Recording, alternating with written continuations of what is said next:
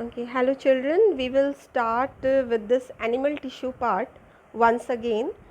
Animal tissues, we have divided animal tissue into four different types.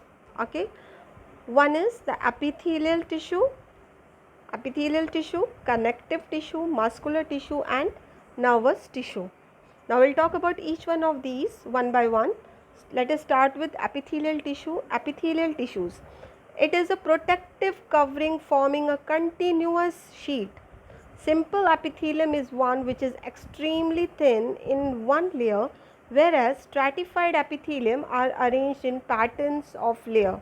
So just one layer of epithelium, if it is present one below the other forming different stratas, then it is called as stratified epithelial tissue. Okay. Now,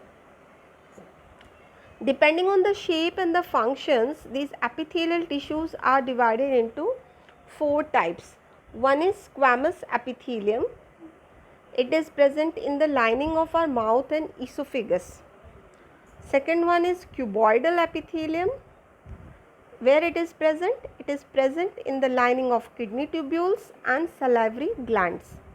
Columnar epithelium are present in intestine, and columnar epitheliums are also present in the respiratory tract, okay, in the lining of the respiratory tract, but there the cilia is also present.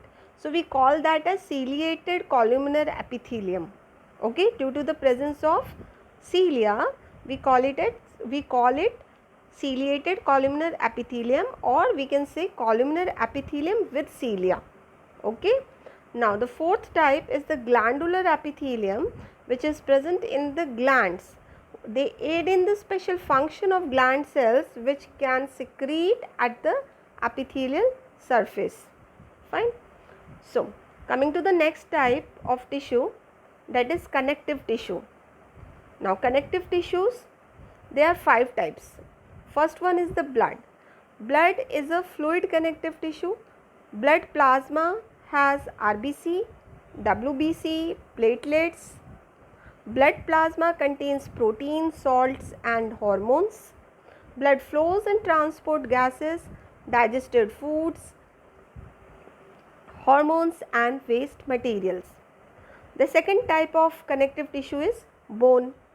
The bone is a connective tissue with hard matrix composed of calcium and phosphorus.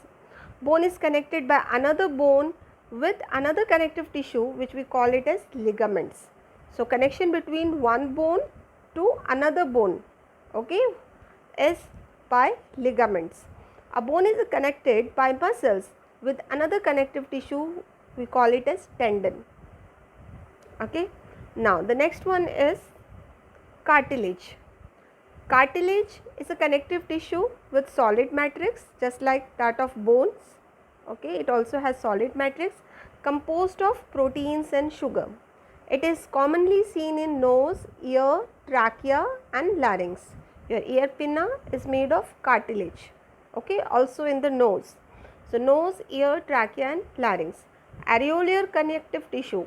Where is it found? It is found between the skin and the muscles. Around the blood vessels also it is present. It supports the internal organs and it aids in repair of tissues. The next type is the adipose connective tissue. It is filled with fat globules for the storage of fats. It acts as an insulator.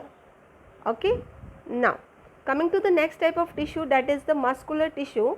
They are divided into two types, striated and unstriated. Okay, muscles. Muscular tissue divided into striated muscles and unstriated muscle tissues. Now they have special, what is the speciality of the muscular tissue? They have special contractile protein. We call them as actin and myosin protein, right? They are responsible for what? They are responsible for movement. Okay, now let us talk about their types. Striated muscles, also called as skeletal muscles or voluntary muscles.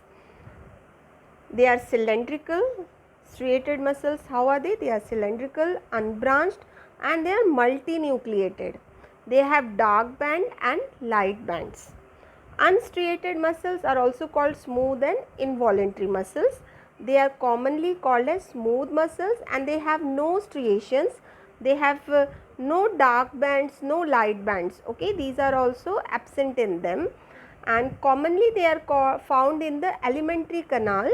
Okay, that means in our stomach and in the alimentary canal, that is in our esophagus and the whole alimentary canal, intestine and all. There it will be present at various parts, and in uterus also it will be seen, also in the iris of our eye. Iris, you know, that controls the amount of light entering to our eye, those iris muscles. Okay, they are spindle shaped. What is the shape? They are spindle shaped and they are involuntary in nature. The third type is the cardiac muscles. Cardiac muscles are commonly called as heart muscles, and how are they? They are cylindrical and they are also branched. Okay, just a, they are branched, as I said, they are branched and they have just single nucleus. They are not multinucleated, they are uninucleated. They are branched and they are uninucleated, involuntary in nature, just like smooth muscles. These are also involuntary in nature. Now coming to nervous tissue. Nervous tissue, they respond to stimuli. Brain, spinal cord and nerves are composed of nervous tissue. A neuron consists of cell body, cytoplasm, nucleus, dendrite, axon and the nerve ending. The neuron impulse allow us to move our muscles when we want to respond to stimuli. Okay. So with this, the theoretical part of this chapter is done. Thereafter we will discuss some of the questions. Okay. In the next video I will discuss with you these questions which are given here, with some extra questions as MCQs. Okay. Thank you.